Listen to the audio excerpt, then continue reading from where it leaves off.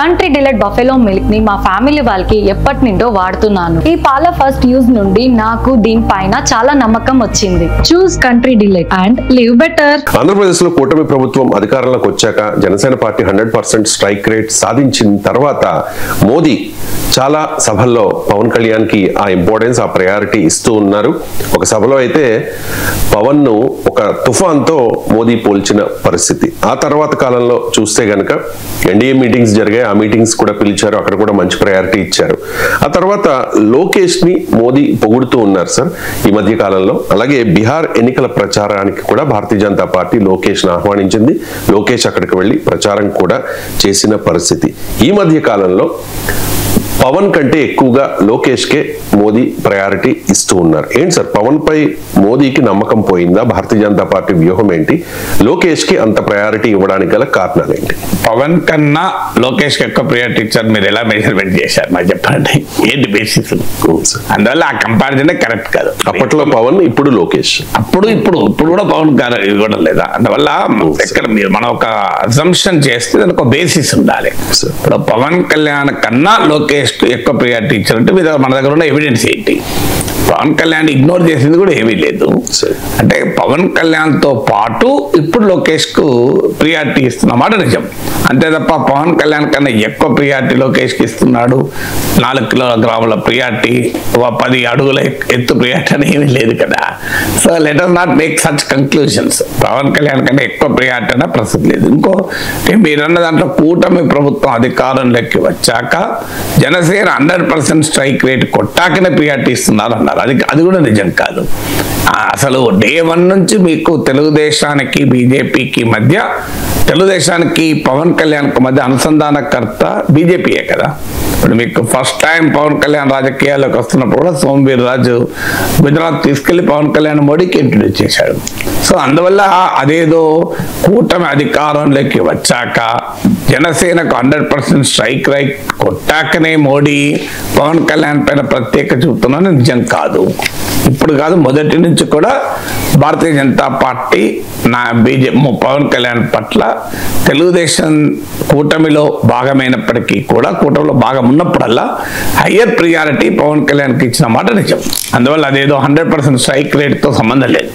మీకు అదేదో జనసేన 21 సీట్లు గెలిచినందుకే మోడీ ప్రియారిటీ ఇస్తా అంటే 130 సీట్లు ఇచ్చిన తెలుగుదేశానికి ఎక్కువ ప్రియారిటీ ఉంటుంది కదా. అందువల్ల ఆ 2 అసంప్షన్స్ కరెక్ట్ కాదు. ఇక మరి ఏంటి బీజేపీ? మీరు అన్న దాంట్లో పాయింట్ ఉంది. అంటే గతంలో ఎప్పుడు లోకేష్ పట్ల ఇలా ప్రత్యేకత మోడీ చూపాడు అని చెప్పి మనం ఎక్కడ పేపర్లో చూసేవాళ్ళం కాదు. ఇటీవల కాలంలో మాత్రం అది మొదలైంది. మీకు యోగా డే అప్పుడు చూసాం, ఇంటర్నేషనల్ యోగా డే అప్పుడు, ఇప్పుడు ఇటీవల బీహార్ ఎలక్షన్స్ అప్పుడు చూసాం. So that doesn't mean Pawan Kalyan అనేది ఇగ్నోర్ చేస్తున్నారు అని కాదు. ఏంటి రాజకీయ వ్యూహము అంటే, మీకు బీజేపీ ఎప్పుడు కూడా సింగిల్ పాయింట్ స్ట్రాటజీతో ఉండదు. మల్టిపుల్ సిచ్యువేషన్స్లో ఎలా తన వ్యూహం ఉండాలి అని మీకు ఆ మల్టిపుల్ స్ట్రాటజీస్లో భాగంగా మీకు ఇప్పుడు తమిళనాడు తీసుకుంటే మనకు స్పష్టంగా అర్థమవుతుంది. మొదట్లో ఎప్పుడైతే జయలలిత మరణానంతరం పన్నీర్ సెల్వన్ పైన ఇన్వెస్ట్ చేసింది బీజేపీ. పన్నీర్ సెల్వన్ ఎఫెక్టివ్ కాదని తెలిసిన తర్వాత పన్నీర్ సెల్వన్ను పళనిస్వామిని కలిపింది. సో ఇద్దరిని కలపడంలో కూడా బీజేపీ కీలక పాత్ర పోషించింది. తర్వాత ఇప్పుడు పళనిస్వామి పవన్ ఓపీఎస్ల మధ్య బీజేపీ కలిపినటువంటి బంధము అది వీక్ కావడం వల్ల బీజేపీకి అనివార్యమైంది పన్నీర్ సెల్వన్ అన్న పళనిస్వామిలో ఎవరినో ఒకటి చూసుకోవాలి. ఏం చేసింది ఇప్పుడు బీజేపీ? పన్నీర్ సెల్వన్ వదిలేసి పళనిస్వామి ప్రియారిటీ ఇస్తుంది. పన్నీర్ సెల్వన్కు మోడీ అపాయింట్మెంట్ కూడా ఇవ్వలే కనీసం ఈ మధ్య. అంటే ఎందుకు? ఒకప్పుడు పన్నీర్ సెల్వన్నే పూర్తిగా వెనకేసుకొచ్చుకున్న బీజేపీ ఇలా పన్నీర్ సెల్వన్ కూడా డిస్పోజ్ చేసి పడేసింది. అంటే బీజేపీ రాజకీయ వ్యూహం ఎలా ఉంటుంది? ముందు పన్నీర్ సెల్వన్లను ఉపయోగం అనుకున్నది, ఉపయోగపడలేదు, ఇద్దరిని కలిపింది. పళనిస్వామికి పన్నీర్ సెల్వన్ పడలేదు, తర్వాత పళనిస్వామి వైపే వెళ్ళింది. అందులో బీజేపీ స్ట్రాటజీ ఏంటంటే మల్టిపుల్ సిచ్యువేషన్స్లో ఎలా తన వ్యూహాలు మార్చుకోవాలో చూస్తూ ఉంటుంది. మీకు ద స్ట్రాటజీ ఇప్పుడు మీకు బీహార్లో చూడండి, మీకు నితీష్ 2020 ఎలక్షన్ సమయంలో నితీష్ కుమార్ డామినెన్స్ తగ్గించడానికి ఒక రకంగా చిరాగ్ పాస్వాన్ ఉపయోగించుకుంది. ఫలితంగా నితీష్ కుమార్ జూనియర్ పార్ట్నర్ అయ్యారు ఎన్డీఏలో. కానీ ఈరోజు మళ్ళీ ఈసారి ఎన్నికల్లో నితీష్ కుమార్ బీజేపీతో సరి సమానమైన సీట్లు తెచ్చుకున్నాడు. ఇప్పుడు చిరాగ్ పాస్వాన్ కూడా మళ్ళీ కూటమిలో కల్పించి అదే చిరాగ్ పాస్వాన్ నితీష్ కుమార్ చెప్పని చేస్తున్నాడు. సో అందువల్ల ఇప్పుడు మీకు బీహార్ ఎగ్జాంపుల్ చెప్పాను, నేను తమిళనాడు ఎగ్జాంపుల్ చెప్పాను. ఎలా తన వ్యూహాలు సిచ్యువేషన్స్కు అనుగుణంగా బీజేపీ మార్చుకుంటూ ఉంటుంది అన్న దానికి ఇది ఒక క్లాసిక్ ఎగ్జాంపుల్.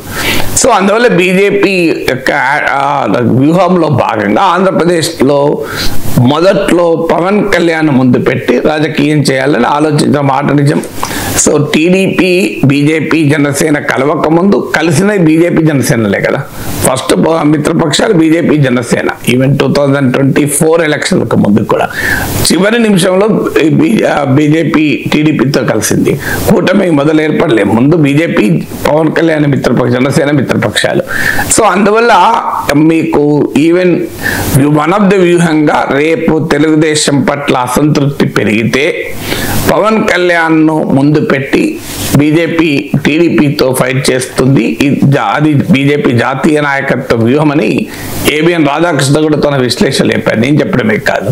సో అందువల్ల ఆ వ్యూహం ఇప్పటికీ ఉంటుంది. అంటే ఆప్షన్స్ 1 ఏంటంటే, ఇన్ కేస్ టీడీపీ ప్రభుత్వం పట్ల బాగా వ్యతిరేకత ప్రజల్లో పెరిగిందనుకోండి, అప్పుడు బీజేపీ వ్యూహం ఎలా ఉంటుందంటే పవన్ కళ్యాణ్ ముందు పెట్టి టీడీపీ వ్యతిరేకంగానే రాజకీయం చేస్తుంది. ఇది జరగబోయే పరిణామం. నేను చెప్పలే కాదు, ఏబిఎన్ రాధాకృష్ణ వీకెండ్ కామెంట్లో మీరు పాత అయితే చూడండి, ఈ అంశం ఉంటుంది. సో రెండవ ఆప్షన్ ఏంటి, మరి టీడీపీ పట్ల అసంతృప్తి పెరగదు. టీడీపీ పట్ల అసంతృప్తి పెరిగినప్పుడు ఏం చేయాలి? సో పవన్ కళ్యాణ్ బయటికి రాడు. పవన్ కళ్యాణ్ బయటికి రాకపోవడం వల్లనే కదా టీడీపీతో బీజేపీ కలవాల్సి వచ్చింది. వాస్తవంగా బీజేపీ 2024లో కూడా స్ట్రాటజీ ఏంటి, బీజేపీ జనసేన కలిసి ఆ రెండు కూటములకు దూరంగా ఉండాలన్నది బీజేపీ వ్యూహం. నాతో జీవీఎల్ నరసింహారావు నాకు ఇచ్చిన ఇంటర్వ్యూలోనే చెప్పాను, రెండు కూటములో ఎవరో ఒకరు గెలిస్తే మాకేం లాభం, రెండిట్లో ఎవరో ఒకరు ఓడిపోయి బలహీన పడితే కదా మాకు స్పేస్ దొరికేది అన్నాడు. కానీ ఆ స్ట్రాటజీ మార్చుకొని చివరి నిమిషంలో టీడీపీతో కలిశారు. ఎందుకు? పవన్ కళ్యాణ్ విడిగా మూడవ ఫోర్స్ గా నిలబడటానికి సిద్ధపడలే ఆయన అనుభవాల రీత్యా. సో ఇప్పుడు కూడా పవన్ కళ్యాణ్ పడకపోవచ్చు ఒక పాసిబిలిటీ. అసంతృప్తి పెరగకపోతే పవన్ కళ్యాణ్ కూటమి నుంచి విడిపోవటానికి ఆసక్తి చూపెట్టకపోవచ్చు. సో బీజేపీకి కూడా ఒకవేళ కూటమి పట్ల వ్యతిరేకత పెరగనప్పుడు బయటకు వస్తే రాజకీయంగా నష్టం జరగచ్చు. అప్పుడు ఏం చేయాలి? అప్పుడు కూటమిలోనే ఉన్నప్పుడు స్పష్టంగా బీజేపీకి అర్థమవుతుంది ఏంటంటే తెలుగుదేశం పార్టీ నాయకత్వం దాదాపు లోకేష్ చేతుల్లోకి వెళ్ళిపోయింది. చంద్రబాబు నాయుడు పైకి మనకు పెద్ద నాయకుడు గనక చంద్రబాబు నాయుడు కంట్రోల్ చేస్తున్నట్లు కనిపించినా మీరు ఏ టీడీపీ నాయకులను అడగండి, TDP is almost under control of Lokesh now. So BJP అది అండర్స్టూడ్ తెలుగుదేశానికి ఇక నాయకుడు లోకేషే. లోకేష్ పైన గతంలో బీజేపీకే కాదు టీడీపీలో ఉన్న వారికి కూడా అంత కాన్ఫిడెన్స్ ఉండేది కాదు అసలు ఈయన పార్టీని నడపగలడానికి. ఇప్పుడు ఆ కాన్ఫిడెన్స్ కూడా 2024 ఎలక్షన్ తర్వాత పెరిగింది. యువగలంతో మొదలై ఇప్పుడు కూటమి అపూర్వ విజయం. ఈ ప్రాసెస్ లో లోకేష్ పట్ల రాజకీయ వర్గాల్లో కూడా కాన్ఫిడెన్స్ పెరిగింది. మీకు అందుకే నేను యువగలం ప్రారంభించినప్పుడు కూడా నా వీడియోలో చెప్పాను, ఖచ్చితంగా ఇది లోకేష్ ఇమేజ్ పెంచుతుంది అని. ఆ పాత వీడియోలు నా యూట్యూబ్లో ఉంటే చూడండి. సో దాంతో ఏమైంది, లోకేష్ చేతుల్లోకి ఈవెన్ క్యాబినెట్ కూర్పు కూడా మీరు తీసుకుంటే ఒక అచ్చెన్నాయుడు కేశవ్ మినహా మీకు సీనియర్లు ఎవరు లేరు. మీకు యనమల రామకృష్ణుడు లాంటి వాళ్ళు ఎవరు లేరు. మీకు సోమిరెడ్డి చంద్రమోహన్ రెడ్డి, పాత లీడర్లు ఎవరు లేరు. అచ్చెన్నాయుడు సీనియారిటీ అంత ఉన్నా ఆయన కూడా ఇప్పుడు ఈ మధ్య వాయిస్ లేదు. మీరు గమనిస్తే కేశవ్ సీనియరే కాదు, సమర్థుడు కూడా. కేశవ్ చాలా నాలెడ్జబుల్ మనిషి, అయినా కూడా మీరు ఎక్కడ కనబడుతున్నాడు చూడండి. ఇక ఫైనాన్స్ మినిస్టర్ అయినా కానీ విశాఖ పార్ట్నర్షిప్ సమ్మిట్ లో పెట్టుబడులను ఆకర్షించడంలో ఫైనాన్స్ మినిస్టర్కి ఎంత కీలక పాత్ర ఉంటుంది. కానీ ఫైనాన్స్ మినిస్టర్ మాట ఎక్కడ నిలబడదు ఆ వాయిస్. మీకు పవన్ కళ్యాణ్ కు ఆ పార్ట్నర్షిప్ సమ్మిట్ లో ఏమీ లేదు. ఆర్థిక మంత్రి, అసలు ఫైనాన్స్ అంటే ఆర్థిక మంత్రి కదా, ఇన్వెస్ట్మెంట్లు పెట్టుబడులు అంటేనే ఆర్థిక మంత్రి, కానీ ఆర్థిక మంత్రి ఇన్వాల్వ్మెంటే లేదు. పోనీ కేశవ్ ఏమన్నా అసమర్థుడా అంటే is competent finance minister, capable person, నాయకుడిగా వ్యక్తిగతంగా కూడా సామర్థ్యం ఉన్న నాయకుడు. కానీ ఎందుకు లేడు? ఎందుకంటే మీరు కంప్లీట్ గా చంద్రబాబు నాయుడు లోకేష్ తప్ప పార్ట్నర్షిప్ సమ్మిట్, గూగుల్ ఏ హబ్, ఈ ప్రాసెస్ లో మీకు వేరే వాళ్ళు ఎవరు కనిపించచ్చు చూడండి. అంటే చంద్రబాబు నాయుడు చాలా వ్యూహాత్మకంగా సీనియర్లను పక్కకు తప్పించి, కేబినెట్ లో ఒకవేళ సీనియర్లున్నా వాళ్ళ వాయిస్ లేకుండా చేసి లోకేష్నే ప్రొజెక్ట్ చేసేటువంటి పనిలో టీడీపీ పడింది. టీడీపీ అనుకూల మీడియాలో కూడా ఇదే పతాక శీర్షికలుగా చూపెడుతున్నారు. అంటే that is a clever intelligent attempt for leadership transition. దాంతో పాటు మీకు ఇటీవల కాలంలో మీరు గమనించండి, భువనేశ్వరి గారు కూడా రంగంలో దిగారు. మీకు ఇటీవల కుప్పంలో ఆమె పర్యటించడం కావచ్చు. వాస్తవంగా చంద్రబాబు నాయుడు జైల్లో ఉన్న సమయంలో అనివార్య పరిస్థితుల్లో బయటికి వచ్చిన తర్వాత మీకు ఇంకా కంటిన్యూ అవుతున్నారు చూడండి. అంటే ఇన్ కేసు రేపు అవసరం వస్తే నాయకత్వంలో మీకు నెక్స్ట్ లెవెల్ ఆఫ్ ట్రాన్సిషన్ వచ్చినప్పుడు, ఇప్పుడు కాదు ఫ్యూచర్లోనైనా లోకేష్ ముందుంటాడు, లేదనుకుంటే భువనేశ్వర్ కూడా స్కోప్ ఉంటుంది. ఇక మిగతా ఎవరికి కూడా స్కోప్ ఉండే అవకాశమే లేదు. సో ఇలా వ్యూహాత్మకంగా లోకేష్ ప్రొజెక్ట్ చేస్తూ టీడీపీ పార్టీ లోకేష్ చేతుల్లోకి వెళ్ళిన తర్వాత బీజేపీ ఏం చేయాలి?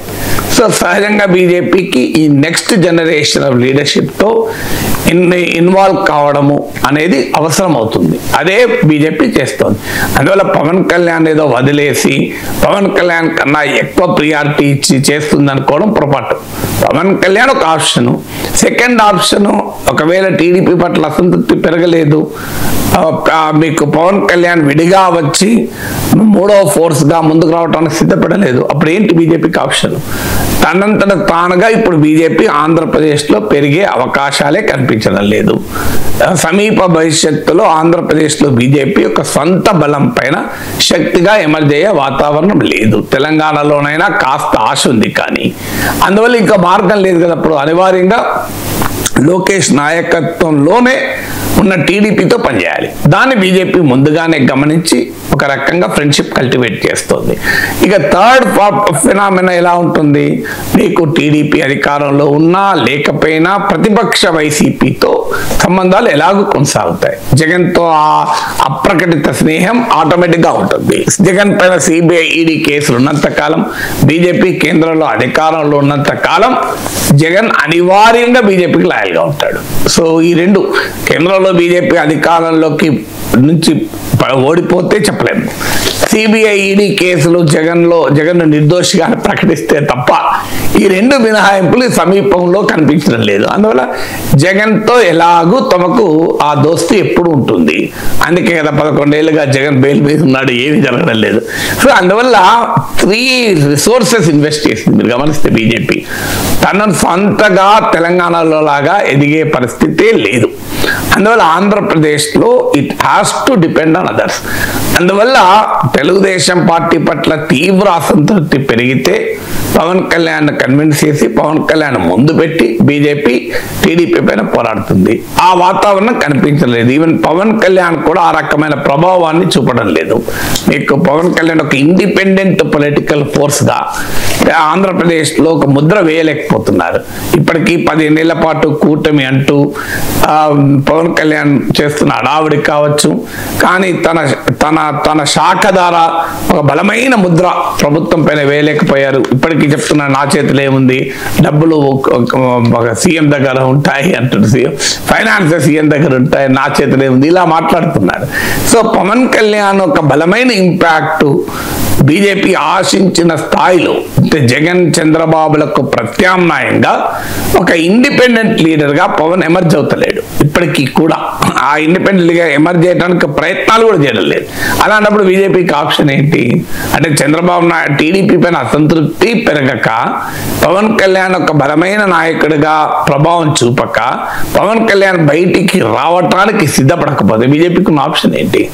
సో అందువల్ల అనివార్యంగా లోకేష్ నాయకత్వం ఉన్న తెలుగుదేశంతో వ్యవహారం జరపాల్సిందే. అందుకే మీకు లోకేష్ పట్ల ఆ ప్రత్యేకమైనటువంటి శ్రద్ధ చూపడంలో ఉద్దేశం అది. అందువల్ల జనరేషన్ ట్రాన్సిషన్ను బీజేపీ సమర్థవంతంగా అర్థం చేసుకుంటుంది. ఇప్పుడు బీహార్లో చూడండి మీరు, రామ్ విలాస్ పాస్వాన్తో బీజేపీకి అధికారంలో ఉన్నారు. రామ్ విలాస్ పాస్వాన్ ప్రత్యేకత ఏంటంటే కాంగ్రెస్ అధికారంలో ఉన్న మంత్రి ఉంటాడు, బీజేపీ అధికారంలో మంత్రి ఉంటాడు. సో ఈ need not necessarily be completely loyal to BJP. మీకు ఆయన అవసరాన్ని బట్టి మారుస్తాడు. ఇప్పుడు చిరాగ్ పాస్వాన్ ఆయన అనంతరం ఆయన కొడుకును బీజేపీ కల్టివేట్ చేసింది. Chirag Paswan completely loyal to BJP, అసలు పొరపాటు కూడా పక్కకు చూడడు. సిమిలర్ సిచ్యువేషన్ మీకు టీడీపీలో వస్తే చూడండి. చంద్రబాబు నాయుడు అవసరం కొరకు బీజేపీతో కలిసిన విడిపోయిన ఉదాహరణలు ఉన్నాయి. కానీ లోకేష్ విషయంలో అలా ఉండదని ఉండకుండా బీజేపీ జాగ్రత్త పడుతుంది. సో లోకేష్ రామ్ విలాస్ పాస్వాన్ లాగా చంద్రబాబు కూటమిలో మార్చచ్చు, పార్టీ బీజేపీతో ఉండే సంబంధాల్లో కొన్నిసార్లు కలవచ్చు, కొన్నిసార్లు కలవకపోవచ్చు. కానీ లోకేష్ విషయంలో చిరాగ్ పాస్వాన్ లాగా తనకు కంప్లీట్లీ లాయల్గా ఉండేలా బీజేపీ ఎత్తుగడేస్తుంది. అందువల్ల బీజేపీ వ్యూహాలు మనకు ఇతర రాష్ట్రాల్లో చూస్తే అర్థమవుతుంది కదా. సో అందువల్ల బీజేపీ ఆల్ ఆప్షన్స్ కు రెడీ అవుతుంది. అందులో భాగంగానే పవన్ కళ్యాణ్ కు ప్రియారిటీ ఇస్తూనే లోకేష్ పట్ల ప్రత్యేకమైనటువంటి ఆసక్తి, గౌరవం చూపడంలో అంటే మారుతున్న రియాలిటీ. ఈవెన్ టుడే టీడీపీ నాయకత్వంలోని కూటమి ప్రజలు ఓడించడానికి ఏదో సిద్ధపడుతున్నారని జగన్ అనుకున్న వాతావరణం లేదు. ఐఎమ్ షూర్ ఈ రోజు ఎన్నికలు జరిగినా కూటమి అధికారంలోకి వస్తుంది. బీజేపీకి అర్థమైందంటే తెలుగుదేశాన్ని అంత సులభంగా వీకెండ్ చేయలేము. తెలుగుదేశానికి బలమైన రూట్స్ ఉన్నాయి. మూడోది అర్థమైంది ఏంటి, లోకేష్ ఏదో అసమర్థుడు, టీడీపీ నడపలేడు అనుకున్న అంచనాలు తప్పని తేలిపోతున్నాయి. తెలుగుదేశం ఒక పొలిటికల్ స్ట్రక్చర్ లోకేష్ యాక్సెప్ట్ చేస్తోంది. స్లోగా లోకేష్ కూడా గ్రిప్ తెచ్చుకుంటున్నాడు. చంద్రబాబు నాయుడు అధికారంలో ఉన్నప్పుడు ఈ ట్రాన్సిషన్ జరుగుతుంది కనుక అదనపు అడ్వాంటేజ్ కూడా ఉంటుంది. సో క్లియర్గా బీజేపీకి అర్థమవుతుంది కదా, తాము ఇంకేమి చేయలేం టీడీపీని వదిలేసి అని. సో ఆంధ్రప్రదేశ్లో టీడీపీని వదిలేసి తాము థర్డ్ ఫోర్స్గా ఎమర్జ్ అయ్యే వాతావరణం లేనప్పుడు, టీడీపీలో లోకేష్ లీడర్షిప్ అనివార్యం అవుతున్నప్పుడు ఇంకో మార్గం ఏంటి బీజేపీకి? ఆ లోకేష్తో చేతులు కడపడం తప్ప.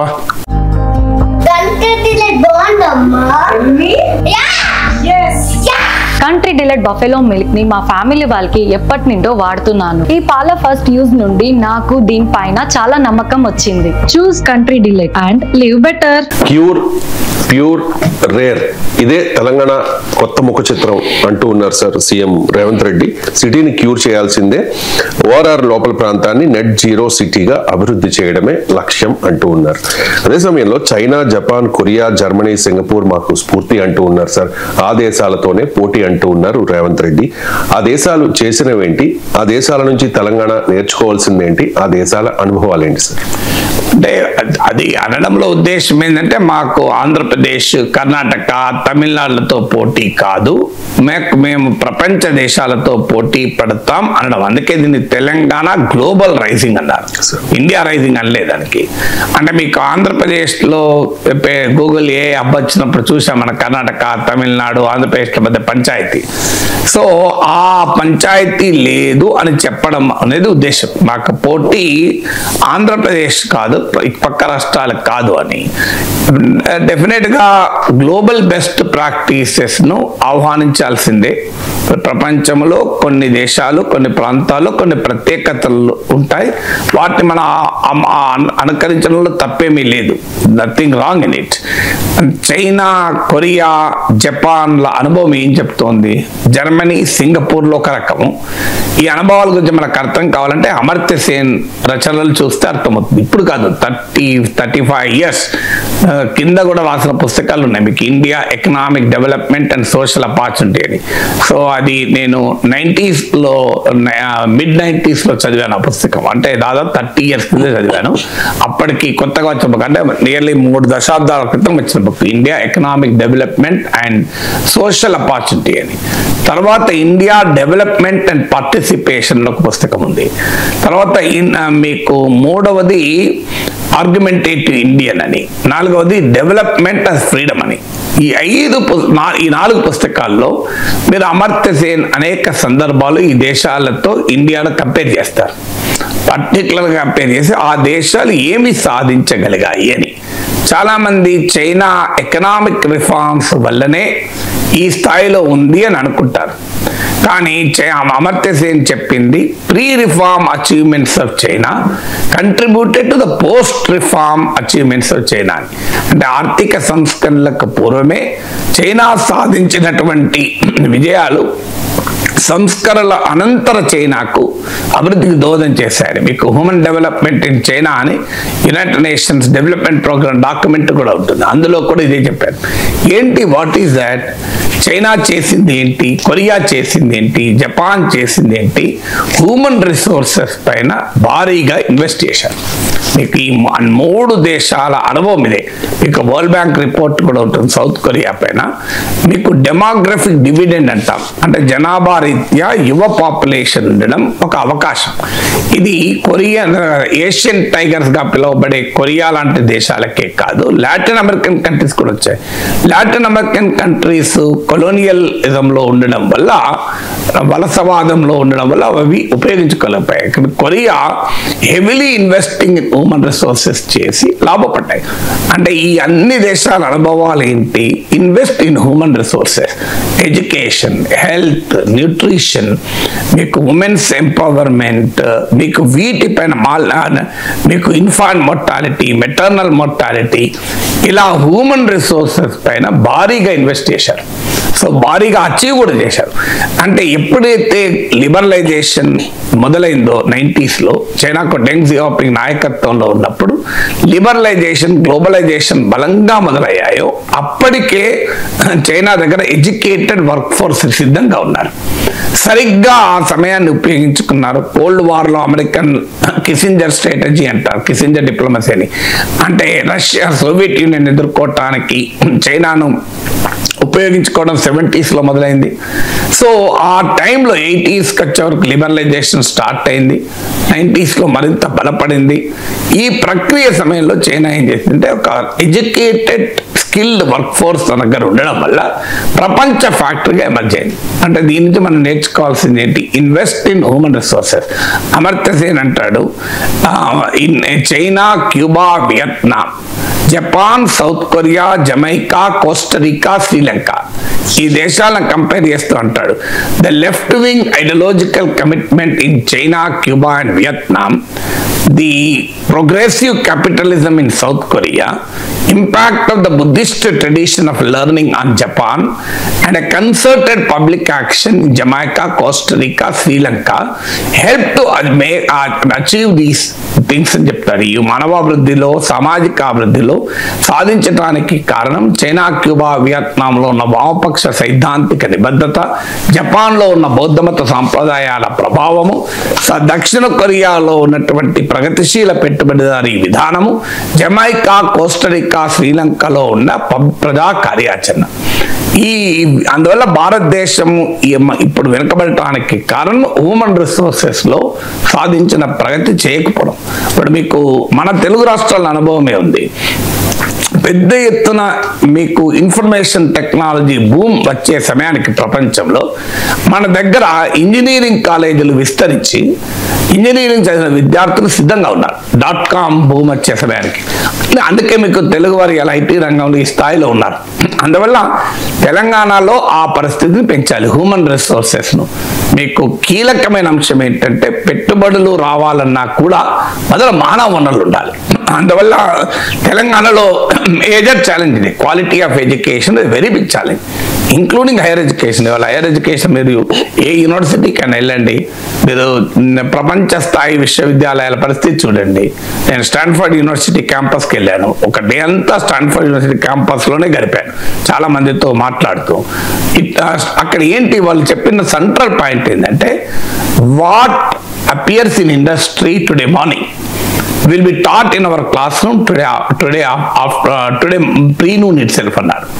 అంటే ఉదయాన్నే పారిశ్రామిక రంగంలో ఏదైనా ట్రెండ్ వస్తే, టెక్నాలజీ కావచ్చు, ప్రాక్టీస్ కావచ్చు, మాకు ఉదయం పూట క్లాసుల్లోనే చెప్పేస్తారు, నో గ్యాప్. ఇక్కడ మన ఇండస్ట్రీకి యూనివర్సిటీకి అసలు సంబంధం ఉందా? ఇండస్ట్రీకి యూనివర్సిటీకి అసలు లింక్ ఉందా ఎక్కడైనా? ఇప్పుడు నేను జర్నలిజం ప్రొఫెసర్ను, ఏ జర్నలిజం డిపార్ట్మెంట్ రోజు ఒక యూట్యూబ్లో ఒక బులెటిన్ వార్తలు వేయగలుగుతున్నాయి? ఇవాళ టెక్నాలజీ అనుమతిస్తుంది నీకు. They can run news bulletins, ఒక టీవీ ఛానల్ లాగా నడపచ్చు. డైలీ ఒక పత్రిక తీయచ్చు, ఈ పేపర్ అయినా తీస్తున్నారు. ఎన్ని ఛానల్, వారానికి కోటి, 15 రోజుల కోసం నెలకోటి, అసలు ఎన్నడూ చేయని కూడా ఉన్నాయి. అందువల్ల ఇండస్ట్రీ రెడీ లేకపోతే మీకు ఎలా ఎడ్యుకేషన్ అవుతుంది? ఇంకా ఉన్నంతలో జర్నలిజం బెటర్. మిగతా డిపార్ట్మెంట్ చూడండి మీరు, ఇప్పుడు ఇంజనీరింగ్ డిపార్ట్మెంట్ నిజంగానే చేయాల, కంప్యూటర్ సైన్స్ ఉంది, మీకు ఆర్టిఫిషియల్ ఇంటెలిజెన్స్ ఉస్మానియా ఇంజనీరింగ్ కాలేజీలో ప్రతి ఇంజనీరింగ్ క్లాస్ రూమ్లో, కాకతీయ ఇంజనీరింగ్ కాలేజీలో నేర్పుతున్నామా? అంటే ఏఐలో వస్తున్న ఆధునిక ధోరణులు. సో మీకు ఈ రకమైనటువంటి ట్రెండే లేదు మన దగ్గర. సో అందువల్ల మీకు ఎడ్యుకేషన్ ట్రాన్స్ఫార్మ్ చేయకుండా, హ్యూమన్ రిసోర్సెస్ ట్రాన్స్ఫార్మ్ చేయకుండా సాధించలేదు. అందువల్ల మంచి ఆలోచన, తెలంగాణ గ్లోబల్ రైజింగ్ కావాలి అంటే invest in human resources. China, Japan, మీకు సౌత్ కొరియా అనుభవం అది. రెండవది ఏంటి, వాళ్ళు దే ఇన్వెస్టెడ్ ఇన్ మ్యానుఫ్యాక్చరింగ్. మీకు కొరియా తీసుకోండి, శాంసంగ్ తీసుకోండి, మీకు Korea is a big manufacturing hub. Even అమెరికాలో కూడా కొరియా మీకు ఆటోమొబైల్లో కావచ్చు, లేకపోతే ఎలక్ట్రానిక్స్లో కావచ్చు, ఇస్ ఎ బిగ్ హబ్. మీకు జపాన్ ఉంది, ఇట్స్ ఎ బిగ్ హబ్ ఎలక్ట్రానిక్స్లో. సింగపూర్, జపాన్ ఉంది, సింగపూర్ ఉంది, జపాన్ కూడా బిగ్ హబ్. మీరు ఆ రకంగా మ్యానుఫ్యాక్చరింగ్, అడ్వాన్స్ మ్యానుఫ్యాక్చరింగ్, ఇప్పుడు సింగపూర్ తీసుకుంటే అడ్వాన్స్డ్ ఎలక్ట్రానిక్స్ మ్యానుఫ్యాక్చరింగ్ కూడా సింగపూర్ ఉంటుంది. సింగపూర్ ఇస్ వన్ ప్లేస్, మీకు అక్కడ ల్యాండే ఉండదు, వాటర్ ఉండదు, అయినా అది అద్భుతాలు చేయగలిగింది. ఒక్క పోర్ట్ పెట్టుకొని ప్రపంచంలో నౌకా రవాణా రంగంలో ఒక ప్లేయర్గా మారింది. సో అన్ఫార్చునేట్లీ మనకు పెద్ద పెద్ద తీర ప్రాంతాలను మనం చేయలేకపోతున్నాం. సో అందువల్ల మీకు ఈ దేశాల అనుభవాలు, సింగపూర్ చూడండి, ఎడ్యుకేషన్ హైయెస్ట్, మీకు ఫిన్లాండ్, సింగపూర్, ఇలా కొన్ని దేశాలు వరల్డ్ ఎడ్యుకేషన్ రిపోర్ట్లో they are known for it uniqueness అన్నట్టు. సో అందువల్ల మీకు జర్మనీ ఉంది, it's a very big manufacturing hub. So అందువల్ల మ్యానుఫ్యాక్చరింగ్ ఎక్స్పాండ్ చేయడము. సో ఇప్పుడు చైనా ఎక్స్పీరియన్స్ ఉంది, ప్రొడక్టివిటీ, అగ్రికల్చర్. ఇలా మన తెలంగాణలో, ఇండియాలో ఒక ఎకరానికి ఉత్పత్తి అయ్యేదానికన్నా 3 times ఎక్కువ ఉత్పత్తి అవుతుంది చైనాలో, 3 to 4 times. చైనా ఎక్స్పీరియన్స్ అది. ఈవెన్ ఇజ్రాయిల్ ఎక్స్పీరియన్స్ అది. ఇజ్రాయిల్లో మీకు హార్డ్లీ 300-350 రెయిన్ఫాల్ ఉంటుంది. లోయెస్ట్ రెయిన్ఫాల్ ఉన్నటువంటి ఇజ్రాయిల్ అగ్రికల్చర్లో వండర్ సృష్టించగలిగింది. సో ఎందుకు నిరంతరం యుద్ధాలు ఎదుర్కొనే ఇజ్రాయిల్ మీకు ఎలక్ట్రానిక్స్, ఐటీ రంగంలో అద్భుతాలు చేయగలిగింది. అందువల్ల మనకు ఆ రకమైనటువంటి ప్రొడక్టివిటీని అగ్రికల్చర్లో పెంచడం. ఇవాళ నిన్న రేవంత్ రెడ్డి సీడ్ బౌల్ అన్నారు. మీకు కరెక్ట్గా గుర్తుంటే కేసీఆర్ కూడా సీడ్ బౌల్ అనేవారు. కానీ ఏ స్థాయికి మనం రాగలిగాం? Agro base industry, same KCR కూడా అనేవారు. మీరు గమనించండి, ప్రతి జిల్లాలో ఒక ఆగ్రో బేస్ చేస్తాం, ఒక్కొక్క జిల్లాకు ఒక యునిక్ ఆగ్రో బేస్ ఉంటుంది, దాన్ని డెవలప్ చేస్తామన్నారు. సో ఎన్ని ఆగ్రో ప్రాసెసింగ్ ఇండస్ట్రీస్ ఎమర్జ్ అయ్యేవాళ్ళు చెప్పండి. సో మనకి ఇవాళ పెద్ద ఫుడ్ చైన్, ఫుడ్ ఇండస్ట్రీ తీసుకోండి. మీకు ఇండియాలో మీకు లేటెస్ట్ రిపోర్ట్స్ ప్రకారం, నేషనల్ రెస్టారెంట్స్ అసోసియేషన్ రిపోర్ట్ ప్రకారము ఫస్ట్ 6 monthsలో ఎవరేజ్న ఇండియాలో ఒక్కరోజు ప్రజలు బయటికి వెళ్ళి హోటల్లో, రెస్టారెంట్లో ఫుడ్ భోజనం చేస్తానికి ఖర్చు పెట్టింది ఎంతో తెలుసు? ఆశ్చర్యం వేస్తుంది. Daily 1056 crores. ప్రతిరోజు 1056 కోట్లు ఖర్చు పెడతాం ప్రతిరోజు ఇండియన్స్. సో ఎంత ఫుడ్ ఇండస్ట్రీ ఉందో మీరు చూడండి. టైర్ 2, టైర్ 3 సిటీస్ కూడా ఎక్స్పాండ్ అయిపోయింది, చిన్న చిన్న నగరాలకు కూడా. అది కూడా లాస్ట్ ఇయర్ 2024-25లో 8-10 crores. మరి ఇంత పెద్ద ఫుడ్ ఇండస్ట్రీ పెరిగితే ఒక పర్టిక్యులర్ బ్రాండ్, ఇప్పుడు మనకు ఒక మెక్డొనాల్డ్ లాగానో, ఒక KFC లాగానో మనం ఎందుకు ఎమర్జ్ కాలేకపోతున్నాం? సో ఎందుకు మనకంటూ ఒక ప్రత్యేకత ఎందుకు చూపెట్టలేకపోతున్నాం? మీకు గ్లోబల్ క్విజిన్ లో ఇంకా దిస్ ఈజ్ ద యూనిక్నెస్ అని ఎందుకు చూపెట్టలేకపోతున్నాం? మీకు వేరే కంట్రీస్ థాయిలాండ్, జపాన్ వాళ్ళు కూడా మీరు చూడండి, వాళ్ళ రెసిపీస్ పాపులర్. కానీ మనం దాన్ని గ్లోబలైజ్ ఎలా చేయగలం ఒక బ్రాండ్గా? ఇలా ఒక్కొక్క రంగంలో మనం చేయగలిగింది ఏంటి? విజన్లకు ఏం కొరత లేదు మన దేశంలో, ఆచరణకే సమస్య వస్తుంది. అందులో పార్టిసిపేషన్, ఇప్పుడు చైనా ఎక్స్పీరియన్స్ సామర్థ్య ఈ దేశాల అనుభవం చెప్తూ కూడా పార్టిసిపేషన్ అనేది, ఇప్పుడు ఏ రంగంలో ఎవరు చేయాలనేది పెద్ద పెద్ద కన్సల్టెన్సీ ఫామ్లు కాదు, ఆ సంబంధిత ప్రజల ఇన్వాల్వ్మెంట్ ఉండాలి. నాకు తెలియదు మరి, ఇప్పుడు నేను ఐఎమ్ నాట్ ఇన్వాల్వ్ కనుక నాకు తెలియదు. ఈ డాక్యుమెంట్ తెలంగాణ గ్లోబల్ రైజింగ్ డాక్యుమెంట్లో అసలు ఇన్వాల్వ్మెంట్ ఆఫ్ ద పీపుల్ ఉందా అని, ఎందుకంటే నాకు రియల్ కూడా తెలియదు కానీ నేను ఐఎమ్ నాట్ ఇన్వాల్వ్ కనుక. సో మీకు ఏంటి ఒక ఉదాహరణ చెప్తారు. మీకు డైరీ సెక్టార్ తెలంగాణలో డెవలప్ చేయాలనుకుందాం. ఎలా చేయాలి? మీకు ఒక బోస్టన్ కన్సల్టింగ్ గ్రూపో లేకుంటే మెకన్సీనో రిపోర్ట్ తయారు చేయడం కాదు, వాళ్ళు చేయాలి. వాళ్ళకు ప్రపంచవ్యాప్త అనుభవాలు తెలుస్తుంటాయి, వాళ్ళకు ఇన్నోవేషన్ ఉంటుంది, ఓకే. కానీ అల్టిమేట్గా తెలిసేది ఎవరికి? ఊరల్లో ఆవు పాలు పిండే వాళ్ళకి తెలుస్తుంది ఏంటి సమస్య అనేది. సో నిజంగా కూర్చోవలసింది ఏంటంటే ఆ మిల్క్ అనే దాని ప్రొడక్షన్ చైన్లో, మిల్క్కున్న ప్రొడక్షన్ చైన్లో ఉన్న ప్రతి ఒక్కరిని ఇన్వాల్వ్ చేయాలి. అంటే ఒక గ్రామంలో ఉన్న పాల రైతుల ఒక 50 మంది 20 మంది పాల రైతుల నుంచి మొదలుకొని మిల్క్ ప్రొడక్ట్స్ తయారు చేసేటువంటి ఎండ్ యూజర్స్, స్వీట్ షాప్ ఓనర్ల నుంచి మొదలుకొని ఎక్స్పోర్టర్ల వరకు కూర్చుండబెట్టాలి. మీకు ఏంటి ఇష్యూస్ ఏంటి? సో ఒక పాల రైతు చెప్తారు, మాకు క్వాలిటీ ఫాడర్ దొరకడం లేదు, పశుగ్రాసం. అంటే అప్పుడు క్వాలిటీ ఫాడర్ ఎలా తయారు చేయాలి అంటే, మీకు హైలీ న్యూట్రిషియస్ ఫాడర్ ఎలా తయారు చేయాలి? మీకు తెలంగాణలో ఉన్న బంజరు భూముల్లో హైలీ న్యూట్రిషియస్ ఫాడర్ ఎలా పెంచాలి? మీకు మిల్క్ ప్రొడక్టివిటీ మాకు పెద్దగా, మేము ఇంత ఖర్చు పెడుతున్నా, దానా ఇంత పెడుతున్నా, మాకు పాల ఉత్పత్తి వస్తలేదు, మరి పాల ఉత్పత్తిని పెంచడం ఎలా? సో ఇలా ఒక్కొక్క డైమెన్షన్ కింది నుంచి ఇన్వాల్వ్ అవుతూ రావాలి. అప్పుడు మీకు ఓవరాల్గా డైరీ పాలసీ ఉండాలి. అంటే start not from top to bottom, the bottom to top, ఇది వ్యూహంగా ఉండాలి. పెట్టుబడులను ఆకర్షించడం మాత్రమే కాదు, మీకు యునైటెడ్ నేషన్స్ డెవలప్మెంట్ ప్రోగ్రామ్ అంటారు, పేదరికాన్ని నిర్మూలిస్తే అభివృద్ధి దానంతరదే అవుతుందని. అందువల్ల మీరు దిగువ స్థాయి నుంచి ప్రజల భాగస్వామ్యంతో ఏం చేయాలనేది ఐడెంటిఫై చేసి యాక్షన్ ప్లాన్తో అమలు చేశారనుకోండి, అద్భుతాలు చేసడానికి అవకాశం ఉంటుంది. అన్ని రంగాలు, టూరిజం రంగం చెప్పారు. అందువల్ల ఏ విజన్ అయినా సక్సెస్ కావాలి అంటే కన్సల్టెన్సీ గ్రూపులు, ఎక్స్పర్ట్స్ మాత్రమే ఆలోచిస్తే సరిపోదు, ఆ సంబంధిత ప్రజల భాగస్వామ్యం లేకుండా జరగదు. నేను ఎక్కడైతే పత్రికల్లో చదవలేదు, subject correction, Telangana global rising డాక్యుమెంట్ను ఆయా రంగాల ప్రజలతో కూర్చొని సమీక్షించి చర్చించి వాళ్ళ ఇన్పుట్స్ తీసుకున్నట్టు. అందువల్ల నీకు ప్రపంచ ప్రముఖుల్ని పిలిపించి వాళ్ళకి చెప్తే సరిపోదు కదా. ఎవరైతే సంబంధిత ప్రజలు ఉండాలో, మీరు ఎడ్యుకేషన్ అనుకోండి, ఆ స్కూల్ పిల్లలతో, టీచర్లతో, తల్లిదండ్రులతో, వాళ్ళతో కూర్చుంటే వాళ్ళు చెప్తారు వాళ్ళకున్న సమస్యలు ఏంటి, ఎక్స్పీరియన్సెస్ ఏంటి అని. సో అప్పుడు మనకు అది నిజమైనటువంటి డాక్యుమెంట్ అవుతుంది. లేదంటే విజన్ గ్రాండ్గా ఉంటుంది, ఆచరణ మాత్రం ప్రశ్నార్థకం అయ్యే ప్రమాదం ఉంటుంది. అందువల్ల ఖచ్చితంగా రేవంత్ రెడ్డి ప్రభుత్వం తెలంగాణ గ్లోబల్ రైజింగ్ ఆహ్వానించాలి. But that has to be taken care. ఎలా చేయాలనడానికి నేను ఈ ఉదాహరణలు చెప్పాను. చేస్తున్న తప్పన్న ఉద్దేశం కాదు, చేసేదాన్ని మనం ఎలా సమర్థవంతంగా చేయాలి అనేది ప్రశ్న.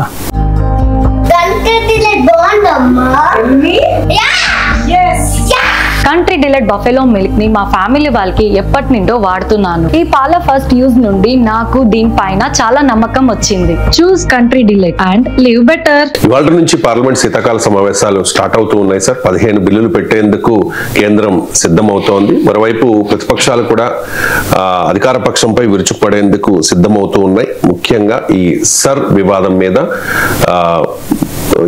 అధికార పక్షాన్ని ఇరుకుని పెట్టేందుకు ప్రతిపక్షాలు సిద్ధమవుతూ ఉన్నాయని ప్రకటించిన పరిస్థితి.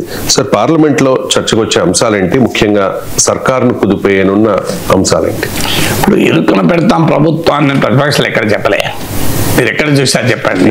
మేము సోనియా అధ్యక్షతన మీటింగ్ లేదు, ఆ మీటింగ్ ఇరుకలు పెడతాం ప్రభుత్వం, దాన్ని రైజ్ చేస్తామన్నారు. అదే సార్, మనం ఇప్పుడు ప్రతిపక్షాలు ఇరుకలు పెట్టడానికి సిద్ధమయ్యాయని ప్రకటించాయంటే అన్యాయం కదా. ప్రతిపక్షాల ఇరుకుని ఎందుకు పెడతాయి? ప్రభుత్వాన్ని ఇరుకలు పెట్టడం కాదు సార్, రైజ్ చేస్తాయి. రైజ్ చేసినప్పుడు ప్రభుత్వం కనుక క్లారిటీస్ ఇరుకులు పెట్టి ఎందుకు పడతారు? పడరు కదా. అందువల్ల ఇరుకులు పెడదామని ఎవరు నిర్ణయాలు తీసుకోరు, రైజ్ చేస్తామని నిర్ణయాలు తీసుకుంటారు. రైజ్ చేసినప్పుడు ఇరుకులు పడాలా పడకూడదు ప్రభుత్వం ఇష్టం. పడాలని రూల్ ఏం లేదు కదా. పడాలని ప్రతిపక్షాలు కూడా కోరుకోవు. దాని మీద ఆన్సర్స్ అడుగుతాయి. ఆన్సర్ చెప్పలేకపోతే ఇరుకున పడతారు, ఆన్సర్ చెప్తే ఇరుకున పడడం ఎందుకు ఉంటుంది? ప్రశాంతం కదా. అందువల్ల ప్రతిపక్షాలు ఏదో ఇరుకున పడటానికి మేము సిద్ధంగా ఉన్నామని ఎక్కడ ప్రకటించలేదు. మీరు చూడండి, ఎక్కడన్నా we want to create trouble to government అని అపోజిషన్ అన్నదా? We will raise these issues అన్నారు. సో పార్లమెంట్ లో ఇష్యూస్ రైజ్ చేసే అధికారం ఎవరికైనా ఉంటుంది కదా.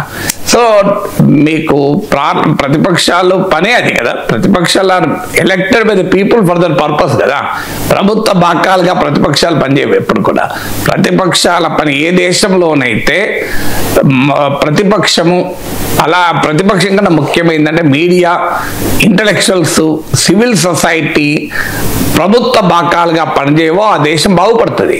ఒక్కసారి నీకు ప్రభుత్వ బాకాలుగా తయారయ్యాయనుకోండి, మీకు ఆ దేశం బాగుపడదు. అమర్త్య సేన్ అంటాడు పొలిటికల్ ఎకానమీ ఆఫ్ హంగర్ అనే పుస్తకంలో, multi party political democracy and free media provide the warning signals of an impending crisis అంటాడు. అంటే బహుళ పార్టీ రాజకీయ వ్యవస్థ, స్వేచ్ఛాయుత మీడియా ప్రమాద గంటికలు ముందుగానే భోగిస్తాయని చెప్తాడు. దానివల్ల ప్రజాస్వామ్యం సెల్ఫ్ కరెక్షన్ చేసుకోగలుగుతుంది. అందువల్ల డెమోక్రసీలో మీడియా ప్రతిపక్షం చేసే అల్లరి లొల్లి కాదది, గోల కాదది. అది ప్రభుత్వానికి మార్గము మార్చుకోవటానికి ఒక అవకాశాన్ని ఇస్తుంది. They provide the warning signals of an impending crisis. రాబోయే సంక్షోభ ప్రమాద గంటికలు ముందుగా ముగిస్తుంది. ఆ ప్రమాద గంటికల్ని విని ప్రభుత్వాలు గనక సరి చేసుకుంటే ఆ ప్రమాదమే ఉండదు కదా. ప్రమాదం ఉన్నప్పుడు ప్రభుత్వానికి కూడా మంచిదే కదా. నిజంగా గవర్నమెంట్ షుడ్ వెల్కమ్. అన్ఫార్చునేట్లీ మన దేశంలో అధికార పార్టీలు ఎట్లా తయారయ్యాయంటే మీడియా గొంతు నొక్కాలి, ఇండిపెండెంట్గా ఎవడన్నా మాట్లాడితే వాడి పైన రాళ్ళు వేయాలి. అంటే వాళ్ళు ఏం చెప్తున్నారు, దీని నుంచి మనం ఏం నేర్చుకోవచ్చు, మనం ఎలా మార్చుకోవచ్చు అని ఆలోచన ఉండడం లేదు. అందరి నోళ్ళు నొక్కించడం ఎలా, ఇది ఇప్పుడు టార్గెట్. దీనివల్ల ఏమవుతుంది, ప్రజల్లో ఉండేటువంటి ఆ అసహనం పేరుకుపోయి రకరకాల రూపాల్లో వ్యక్తమవుతూ ఉంటుంది. మీకు అంటే ముందుగానే నువ్వు కరెక్షన్ చేసుకున్నావు అనుకోండి, నీకు ఈ సమస్య రాదు కదా. అందువల్ల మీకు సోవియట్ యూనియన్ పతనమైంది, చైనా పతనం కాలే. ఎందుకు మరి తేడా ఎక్కడుంది? సోవియట్ యూనియన్ అయితే అద్భుతమైన విజయాలు సాధించింది కదా, స్పేస్లోకి నుంచి మొదలుకొని చాలా పట్ల. మరి ఎందుకు ఆ దేశ సోవియట్ యూనియన్ ఇవాళ వ్యవస్థలకు కుప్పకొలిపోయాయి కదా. మరి చైనాలో ఎందుకు కుప్పకొలి? చైనా వాళ్ళు కరెక్షన్ చేసుకున్నారు. అంటే ప్రజల ఆకాంక్షలు ఎలా మారుతున్నాయి, మనము పాతకాల సిద్ధాంతాలు పట్టుకుంటే సాధ్యం కాదని దే హ్యావ్ అడాప్టెడ్. అందుకే ఇవాళ మీరు చైనా చూడండి, ఒకప్పుడు కమ్యూనిస్టులు చైనాను పొగుడుతున్నారు అనేవాళ్ళు, ఇప్పుడు కమ్యూనిస్టులు క్యాపిటలిస్టులే చైనా ఎక్కువ పొగుడుతున్నారు. మీకు ఇలా రేవంత్ రెడ్డి ఏమంటున్నాడు, చైనా మాకు ఆదర్శం అంటున్నాడు కదా. కేసీఆర్ ఏమన్నాడు, చైనా మాకు ఆదర్శం అన్నాడు. చంద్రబాబు నాయుడు కూడా చైనానే ఆదర్శం అంటారు. అందరికీ చైనా ఆదర్శం. మీకు ఎట్లా చైనా ఆదర్శమైంది మరి కమ్యూనిస్ట్ చైనా? అందువల్ల దే హావ్ అడాప్టెడ్. అందువల్ల ఎప్పుడు కూడా మీకు ప్రతిపక్షము, media, civil society, public intellectuals వీళ్ళందరినీ కూడా వ్యవస్థలో భాగస్వామి కాకూడదు. భాగస్వామి అయిన తర్వాత నీకు సమాజానికి మంచిది కాదు. So we are meant to be social critics. నేను ఇప్పటికీ అంటుంటాను, నా పనే అది, సామాజిక విమర్శక బాధ్యత, క్రిటికల్ అడ్వర్సోరియల్ రోల్ అంటాం. మీకు అందుకే పార్లమెంట్లో ప్రతిపక్షాలు రైజ్ చేస్తే అసహనం చెందాల్సిన అవసరం లేదు. ప్రభుత్వం పైన ప్రశ్నల వర్షం కురిపించడమే ప్రతిపక్షాల పని కదా. డెఫినెట్గా ఇప్పుడు సార్ మీకు స్పెషల్ ఇంటెన్సివ్ డివిజన్ పైన ప్రతిపక్షాలు ఇప్పటికే దేశవ్యాప్తంగా ఉద్యమాలు చేస్తున్నాయి కదా, అది రైజ్ చేస్తారు. తర్వాత ఇటీవల ఢిల్లీ బ్లాస్ట్ జరిగాయి కనుక నేషనల్ సెక్యూరిటీ పైన ప్రభుత్వాన్ని నిలదీస్తారు. ఎందుకంటే ఇప్పటిదాకా నేషనల్ సెక్యూరిటీని వెపనైజ్ చేసింది బీజేపీ. జాతీయ భద్రతను భారతీయ జనతా పార్టీ తన రాజకీయ ఆయుధంగా మార్చుకుంది. అది పుల్వామా అటాక్ కావచ్చు, సర్జికల్ స్ట్రైక్ కావచ్చు, బాలకోట్ స్ట్రైక్స్ కావచ్చు, ఇటీవల ఆపరేషన్ సింధూర్ కావచ్చు. సో ఇప్పుడు అపోజిషన్ నీవు చెప్పిన విధే నీరజాక్ష అంటారు కదా, మరి ఏమైంది? ఆపరేషన్ సింధూర్ ఆగిపోలేదన్నారు. మరి ఢిల్లీ బ్లాస్ట్లకు పాకిస్తాన్ పాత్ర లేదా? మరి పాకిస్తాన్ పాత్ర ఉన్నప్పుడు ఆపరేషన్ సింధూర్ ఏమైంది? ఆపరేషన్ సింధూర్ ముగియలేదన్నారు కదా, మరి ఆపరేషన్ సింధూర్ అర్ధాంతరంగా ముగిసిన కాంటెక్స్ట్ వల్లనే కదా ఢిల్లీలో అనే ప్రశ్న అనివార్యంగా వస్తుంది. జమ్మూ కాశ్మీర్లో ఆర్టికల్ 370 రద్దు చేశాక నార్మల్ అయిందన్నారు కదా, ఇలా మళ్ళీ జమ్మూ కాశ్మీర్లో ఈ పరిస్థితులు ఎందుకున్నాయి అంటే ఏ జాతీయ భద్రతను రాజకీయ ఆయుధంగా మార్చుకొని బీజేపీ లాభపడిందో ఆ జాతీయ భద్రత అనే అంశాన్ని ఉపయోగించుకొని రాజకీయంగా రైజ్ చేస్తుంది. ఇది రెండవది. మీకు మూడవది లేబర్ కోడ్. ఇటీవల 29 కార్మిక చట్టాలను కుదించి 4 కోడ్స్గా మార్చారు. ప్రభుత్వం చెప్పేది మేము దీనివల్ల పారిశ్రామిక రంగం అభివృద్ధి చెందుతుంది అని. కానీ దేశవ్యాప్తంగా కార్మిక వర్గం మాకున్న కనీస హక్కులు కూడా కాలరాయబడతాయని ఆందోళన చెందుతున్నారు. సో అందువల్ల ఆ లేబర్ కోడ్స్ డెఫినెట్ గా రైజ్ అవుతాయి. 4వది ఫారిన్ పాలసీ. సో ఫారిన్ పాలసీలో మోడీ ప్రభుత్వం ఏమైంది? ట్రంప్ అనుసరిస్తున్నటువంటి విధానాలు, మీకు రష్యన్ ఆయిల్ కొనుగోళ్లు భారీగా తగ్గిపోయాయి. మీకు రష్యా నుంచి ఆయిల్ కొనడం తగ్గించి అమెరికా నుంచి కొంటున్నారు. పత్తి పైన ఇంపోర్ట్ డ్యూటీని ఎత్తివేశారు. సో అమెరికాను ఒప్పించేందుకు ఎల్పిజి దిగుమతులు వేసుకుంటున్నారు. అమెరికా నుంచి రక్షణ దిగుమతులు పెంచుకుంటున్నారు. అంటే ట్రంప్తో అప్రకటితంగా రాజీ పడుతున్నాడు అనేది క్లియర్గా అర్థమవుతుంది. డీల్ కుదరక ముందే, అంటే డీల్లో మాత్రం ఏమీ కనిపించకుండా డీల్ కన్నా ముందే వాణిజ్య ఒప్పందంలో కనిపిస్తే మళ్ళీ రాజకీయంగా ప్రశ్నలు ఎదురవుతాయి, ట్రంప్ లొంగిపోయారని. సో రాజీ పడాల్సినవన్నీ ఒప్పందానికి ముందే రాజీ పడి ఒప్పందం చేసుకుని ఒప్పందంలో మాత్రం చూడు మేము అనుకూలంగా ఉన్నదని చెప్పుకోవడానికి బీజేపీ ఒక ఎత్తుగడేస్తుంటూ కనబడుతోంది. అందుకే ట్రేడ్ డీల్ కుదరక ముందే ఎల్పిజి దిగుమతులు పెంచుకుంటున్నారు. ట్రేడ్ డీల్ కుదరక ముందే కాటన్ పైన ఇంపోర్ట్ డ్యూటీ ఎత్తివేశారు. ట్రేడ్ డీల్ కుదరక ముందే టెస్లా, హార్లీ డేవిడ్సన్ లాంటి వాటిపైన పన్నులు తగ్గించారు. ట్రేడ్ డీల్ కుదరక ముందే ఇండియాలో ప్రొడ్యూస్ చేయకపోయినా టెస్లా చైనాలో ఉత్పత్తి చేసి అమ్ముకోవడానికి అనుమతించారు. ట్రేడ్ డీల్ కుదరక ముందే రష్యా నుంచి ఆయిల్ దిగుమతులు తగ్గించి అమెరికాతో దిగుమతులు పెంచుకున్నారు. ట్రేడ్ డీల్ కుదరక ముందే అమెరికా నుంచి ఆయుధాల కొనుగోలు పెంచుకుంటున్నారు. ఇవన్నీ ట్రేడ్ డీల్ కుదరక ముందే చేస్తున్నారు, మీరు గమనించండి. అంటే ట్రేడ్ డీల్లో ఏముంటుంది? రాజీ పడాల్సిన ముందే రాజీ పడతారు. ట్రేడ్ డీల్లో మాత్రం చూడు మనకు లాభం జరుగుతుంది. మోడీ ట్రంప్ను ఒప్పించాడు, ట్రంప్ను తల వంచేలా చేశాడు అంటాడు. ఈ లోపల ట్రంప్ కూడా Modi is a terrific guy, tough negotiator, I can't do anything with Modi అని డైలాగ్ కొట్టేస్తాడు. అది పెద్ద ఎత్తున ఇక మీడియాలో అర్నబ్ గోస్వామిలు, నవికా కుమారులు, రాహుల్ శివశంకర్లు ఇక రెచ్చిపోతూ ఉంటారు, చూడండి ట్రంప్ తల వంచాడని. సో ఇది ఒక పెద్ద ప్రాసెస్ నడుస్తుంది, మీరు చూస్తున్నారు కొన్ని రోజులల్లా. సో ఎందుకు రాజీ పడాలని ముందే రాజీ పడతారు. ఇక ఒప్పందంలో ఏమి ఉండాల్సిన అవసరం ఏమి ఉండవు. ఆల్రెడీ అన్నీ అయిపోయినాక ఇక ఒప్పందం ఏమున్నది? ఇప్పుడు మీకు తల్లిదండ్రులు 2 పిల్లలకు ఆస్తి పంచాలనుకోండి, ఆస్తి పంపకాలకు ముందే ఇవ్వాల్సిన వానికి ఎక్కువ ఇచ్చి లాస్ట్కు ఆస్తి పంపే సమయంలో నీకు వేరే చూడు నేను న్యాయంగా ఉన్నా ధర్మంగా ఉన్నా ఇద్దరికి ఈక్వల్గా పంచుతున్నా అని చెప్పచ్చు. ముందు ఇవ్వాల్సిన కల్లా ముందే ఇచ్చేసి అట్లా. సో ఆ రకంగా జరగబోతోంది ప్రాసెస్. దీన్ని ఖచ్చితంగా రైజ్ చేస్తారు. ఇప్పుడు మీకు డిప్లొమాటిక్గా ఇండియాకు వ్యతిరేక పరిణామాలు జరుగుతున్నాయి. పాకిస్తాన్, సౌదీ అరేబియా మధ్య డీల్ కుదిరింది. అమెరికాకు పాకిస్తాన్కు మధ్య ఫ్రెండ్షిప్ పెరిగింది. డెఫినెట్గా ఇది మన భారతదేశానికి నష్టంగా పరిణమించేటువంటి పరిణామాలు. బంగ్లాదేశ్లో యాంటీ ఇండియా సెంటిమెంట్ బలపడుతోంది. సో మీకు చైనా, పాకిస్తాన్, బంగ్లాదేశ్ నెక్సెస్ గా మారుతోంది. సో ఈ పరిణామాలన్నీ డెఫినెట్ గా తాలిబాన్తో భారత ప్రభుత్వం చాలా ఎక్కువగా కలిసిపోతుంది. ఇది రేపు ప్రమాదాలకు దారితీయచ్చన్న ఆందోళన ఉంది. అందువల్ల ఫారిన్ పాలసీలో కూడా మోడీ ప్రభుత్వాన్ని క్వశ్చన్ చేయడానికి మీకు ప్రతిపక్షాలకు బలమైన ఆయుధాలు వచ్చాయి. అందువల్ల ఇవన్నీ రైజ్ చేస్తారు. అందుకే మీరు గమనించండి, దీనికి కౌంటర్ గా నేషనల్ హెరాల్డ్ కేసు పట్టుకొచ్చారు. ఇవాళ పార్లమెంట్ సమావేశాలు, నిన్న నేషనల్ హెరాల్డ్ కేసులో పురోగతి మీరు గమనించండి.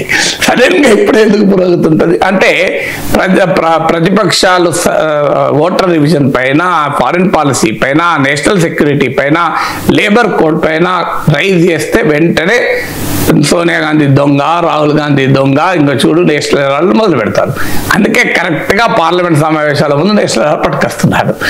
వాళ్ళ ఆయుధాలు వాళ్ళు తయారు చేస్తున్నారు, వీళ్ళ ఆయుధాలు వీళ్ళు తయారు చేస్తున్నారు.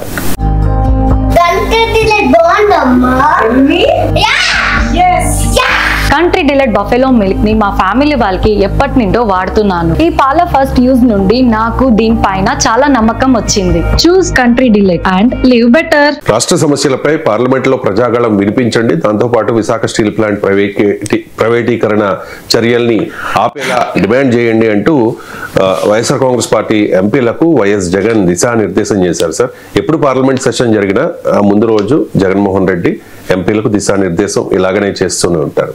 ఈ మెడికల్ కాలేజీల ప్రైవేటీకరణ విషయంలో వైఎస్ఆర్ కాంగ్రెస్ పార్టీ చాలా అగ్రెసివ్ గా ఉద్యమం చేస్తోంది సార్.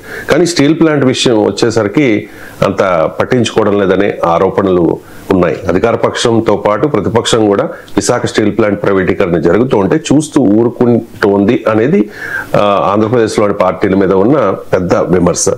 సో ఏంటి సార్ ఈ రోజు పార్లమెంట్ సెషన్ లో వైసీపీ ఇప్పుడు మీకు వైద్య కళాశాల విషయమో మీకు అది కాంటెక్స్ట్ వేరు. అది జగన్మోహన్ రెడ్డి ప్రభుత్వము ప్రారంభించిన వైద్య కళాశాలలు. ఇది చంద్రబాబు నాయుడు ప్రభుత్వం మారుస్తోంది. అందువల్ల it's fight between Chandrababu and Jagan, straight fight. అందులో ఇక్కడ అభ్యంతరం ఏమన్నది, వైసీపీ 1 కోటి సంతకాలు కాదు 2 కోట్ల సంతకాలు సేకరిస్తారు. ఎందుకంటే it's fight between Chandrababu and Jagan. వీళ్ళిద్దరి మధ్యనే ఉన్నప్పుడు మీకు పూర్తి స్థాయి మల్ల యుద్ధం జరుగుతుంది. సో అక్కడ ఎవరికి శశపిశలు ఏముంటుంది. ఇప్పుడు మీకు జగన్ ప్రభుత్వం అనుసరించిన మద్యం విధానం పైన టీడీపీ విరుచుకుపడుతోంది. So that is Jagan versus Chandrababu కనుక క్లియర్ కేస్. కానీ సోలార్ పవర్ కాంట్రాక్ట్ లో ఆ 750 కోట్ల లంచాలు తీసుకున్నాడు జగన్ అదానీల దగ్గర అని అమెరికన్ కోర్టులో కేసు. జగన్ పేరు చెప్పకపోయినా క్లియర్ గా ఉంది. ది పొలిటికల్ అడ్మినిస్ట్రేషన్ లో టాప్ పీపుల్ ఉన్నాయి. టాప్ పీపుల్ అంటే ఎవరు? జగనే కదా. మీకు గౌతమ్ అదానీ వచ్చి జగన్ కలిసిన తర్వాతనే కదా ఇది కుదిరింది. టీడీపీ ఆరోపణ గతంలో చేసి ఇప్పుడు ఏం మాట్లాడతలేరు కదా. ఎందుకంటే జగన్ వర్సెస్ చంద్రబాబు కాదు, బదులు అదానీ ఉన్నాడు, అదానీ ఉన్నాడు, మోడీ ఉన్నాడు. అందుకే చంద్రబాబు కూడా ఏం మాట్లాడతలేడు. మీరు గమనించండి, సోలార్ విద్యుత్ కాంట్రాక్ట్ల కేసులో అమెరికాలో కేసు పడినా అంటే జగన్మోహన్ రెడ్డికి లంచాలు ఇచ్చారని టీడీపీ ఏం మాట్లాడదు, ఎఫ్ఐఆర్ దాఖలు చేయదు, కేసు వేయదు, ఆ కాంట్రాక్ట్ రద్దు చేయదు. పోనీ రద్దు చేస్తే రాష్ట్రానికి నష్టమని రివర్స్ లో మళ్ళీ క్యాంపెయిన్ చేస్తారు. గౌతమ్ అదాన్ని ముట్టుకోకపోయినా జగన్ చేయొచ్చు కదా కేసు. ఏమీ కేసు పక్క పెట్టి విమర్శలు కూడా చేయరు. మీరు ఎక్కడన్నా ఈ సోలార్ పవర్ కాంట్రాక్ట్ల పైన టీడీపీ అనుకూల టీవీ ఛానల్ డిబేట్ చూసారా మీరు? టీడీపీ అనుకూల పత్రికలు ఎక్కడన్నా పేజీలో వార్త చూసారు ఎప్పుడన్నా? మరి ఎందుకు జగన్మోహన్ రెడ్డి 750 కోట్లు గౌతమ్ అదాని లంచాలు తీసుకుంటే అమెరికాలో కేసు పడితే దీన్ని ఏం చేస్తున్నారని చెప్పి ఒక్కసారైనా చర్చ పెట్టరు చూడండి. అంటే టీడీపీ ఈకో సిస్టమ్ కూడా రైజ్ చేయరు. ఎందుకంటే because Adani Modi is there. So ఇప్పుడు అమరావతి ఉంది. అమరావతి ఇష్యూలో క్లియర్ గా మొదటి దశలో రైతుల అసంతృప్తి కనబడుతోంది. మీకు మాకు ఇంకా ప్లాట్లు ఇవ్వలేదు, ఇష్యూ సాల్వ్ కాలేదు, ఈలోగా మీరు సెకండ్ ఫేజ్ భూసేకరణ చేస్తే మాకు ఇంకా ధరలు పడిపోతాయని. సెకండ్ ఫేజ్ లో భూసేకరణకు రెసిస్టెన్స్ ఉంది. దీన్ని జగన్ ఎలా ఉపయోగించుకోగలడు? ఎందుకంటే జగన్ అమరావతిని విధ్వంసం చేసిన వ్యక్తి. అందువల్ల అమరావతిలో ఏదైనా ప్రభుత్వం పట్ల అసంతృప్తి ఉంటే అది జగన్ కు ఉపయోగపడదు. జగన్ దానిపైన విమర్శలు చేసే అవకాశమే లేదు. ఎందుకంటే అమరావతి రైతులు, అమరావతి ప్రజలు జగన్ ను నమ్మే ప్రసక్తే లేదు. అందువల్ల దాంట్లో అవకాశం లేదు. సో అందువల్ల ఎక్కడ అవకాశం ఉంది? మెడికల్ కాలేజీలో క్లియర్ అవకాశం ఉంది కనుక ఈవెన్ పబ్లిక్ ఒపీనియన్ సర్వేస్ కూడా ఏం చెప్తున్నాయి, మెడికల్ కాలేజీల విషయంలో 80% of the people Chandrababu Naidu ప్రభుత్వాన్ని తప్పని భావిస్తున్నాడు. అంటే వాళ్ళ ఓటింగ్ 50% ఉంటే వాళ్ళ ఓటు వెయ్యని వాళ్ళు కూడా మీకు ఇది వైద్య కళాశాలల విషయంలో చంద్రబాబు నాయుడు రాంగ్ అనే అభిప్రాయంలో ఉన్నారు. పబ్లిక్ ప్రైవేట్ పార్ట్నర్షిప్ ఎండార్స్ చేయడం లేదు. టీడీపీ వాళ్ళకైనా తెలిసింది, వాళ్ళు చేసుకున్న సర్వేలు కూడా కనబడతాయి కదా, నేను చెప్పాల్సిన అవసరం లేదు. కానీ అందువల్ల జగన్మోహన్ రెడ్డికి ఏంటంటే దీనిపైన పబ్లిక్ ఒపీనియన్ క్లియర్ గా తనకు అనుకూలంగా ఉంది. అందుకే దానిపైన పెద్ద ఎత్తున వార్ ఫైటింగ్ లో 1 కోటి సంతకాలు చేపడుతున్నారు. మీరు వైసీపీ వాళ్ళు అడగని చెప్తారు, 1 కోటి సంతకాలకు వెళ్ళినప్పుడు ఎక్కడ రెసిస్టెన్స్ లేదు. నార్మల్ గా అయితే మీరు పెద్ద ఎత్తున రెసిస్ట్ చేయాలి కదా. టీడీపీ వాళ్ళు అధికారంలో ఉన్నారు కదా. ఇప్పుడు వైసీపీ వాళ్ళు 1 కోటి సంతకాలకు వెళ్తున్నారు రోడ్డు మీద. వెళ్ళినప్పుడు ఎక్కడి నుంచి టీడీపీ వాళ్ళ నుంచి ప్రతిఘటన ఉందా? మీకు ఎక్కడ లేదు. ఎందుకు లేదు? ప్రజల నుంచి అనుకూలత వస్తుంది. అందువల్ల టీడీపీ వాళ్ళు ఏం చేయలేకపోతున్నారు. లేకపోతే జగన్ అడుగడుగున అడ్డుకుంటాం అనాలి కదా. మరి ఎందుకు అడ్డుకుంటలేరు? వైసీపీని అడుగడుగున అడ్డుకుంటాం, 1 కోటి సంతకాలు ఎట్లా జరుగుతాయి చూస్తాం. లేదు, కౌంటర్ గా టీడీపీ కూటమి కూడా చేయొచ్చు కదా. ఇప్పుడు వైసీపీ వైద్య కళాశాల విషయంలో 1 కోటి సంతకాలు చేపడుతుంది. మీరు 2 కోట్ల సంతకాలు చేపట్టండి పీపీపీకి అనుకూలంగా.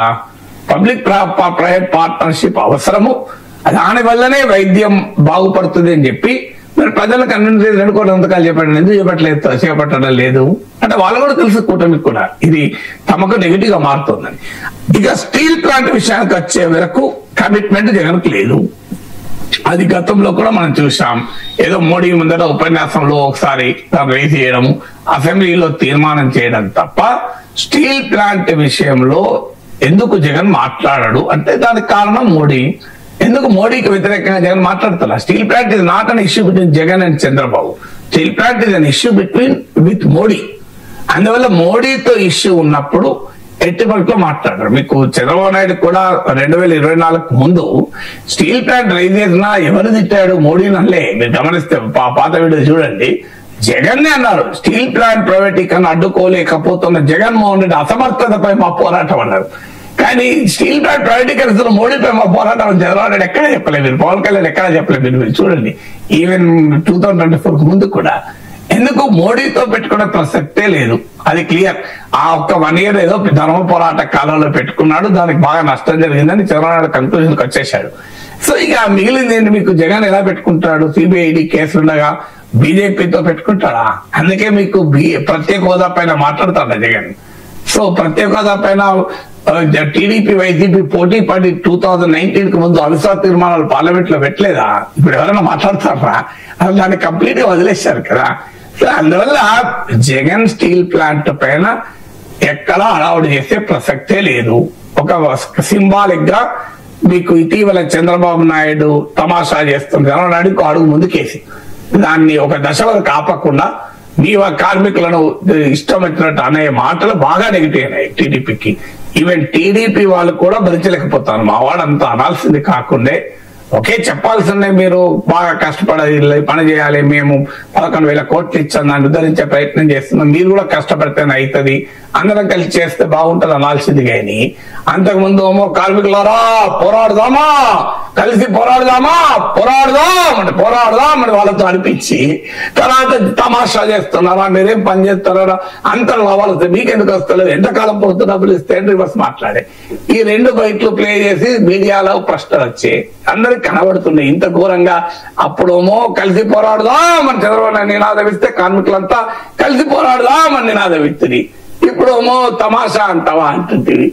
అసలు ఇంత బ్లేటెంట్ గా మారితే ప్రజలు యాక్సెప్ట్ చేస్తారు డిజిటల్ యుగంలో. సో అది కాస్త టీడీపీ ఫాలోవర్స్ లో కూడా ఇబ్బంది అయింది. మావాడు అంత ఓవర్ గా పోకాల్సి లేకుండే మావాడుతో ఉన్న ప్రాబ్లం ఇది.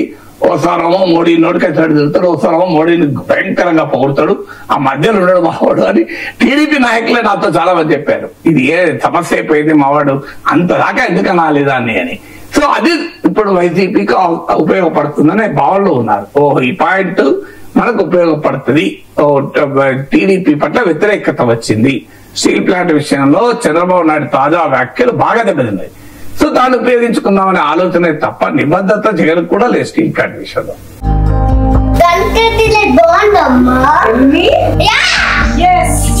కంట్రీ డిలైట్ బఫెలో మిల్క్ ని మా ఫ్యామిలీ వాళ్ళకి ఎప్పటి నుండో వాడుతున్నాను. ఈ పాల ఫస్ట్ యూజ్ నుండి నాకు దీనిపైన చాలా నమ్మకం వచ్చింది. Choose country delight and live better. 3.5 ఏళ్లకు పైగా రష్యా ఉక్రెయిన్ యుద్ధం జరుగుతోంది సార్.